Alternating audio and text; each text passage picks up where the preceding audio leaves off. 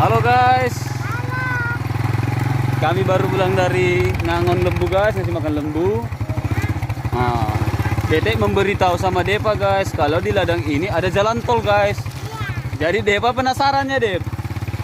Oh, Depa penasaran kok ada jalan tol di ladang ini katanya guys. Oke guys, kita lihat ya guys, mana sebenarnya jalan tol itu guys. Kenapa di desa ada jalan tol di ladang-ladang ini guys? Oh, jalannya di WC.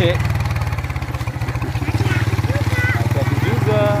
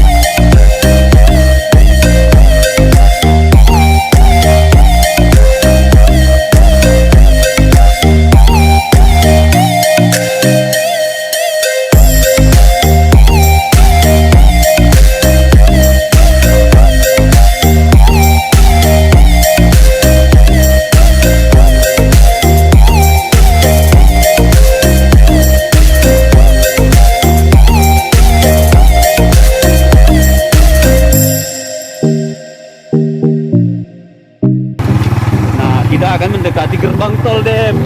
Depan itu ada gerbang tolnya. Mana kartu tolnya Dep?